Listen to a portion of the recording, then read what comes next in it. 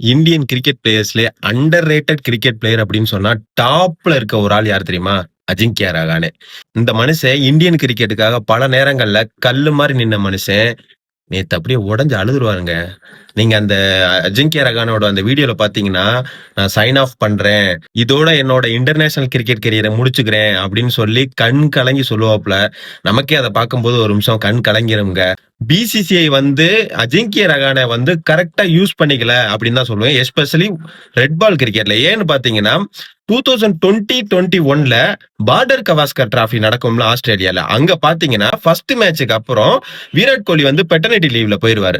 அதுக்கப்புறம் இந்தியாவை யார் வழி நடத்துறது அப்படிங்கும்போது, அஜிங்கியா ரஹானேட்ட அந்த பொறுப்ப குடுப்பாங்க.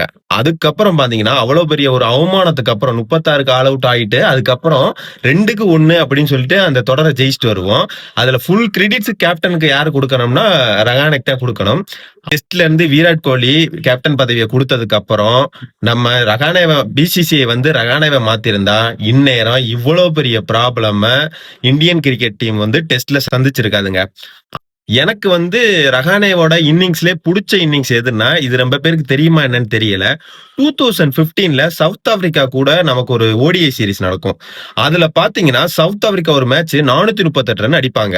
அதுல வந்து நம்ம வந்து தோத்துருவோம். அந்த மேட்ச் நம்ம கொஞ்சம் கேவலமா தான் தோப்போம். ஆனா, ரஹானேவோட இன்னிங்ஸ் 57 பாலுக்கு 58 பாலுக்கு 87 ரன் அடிப்பாரு.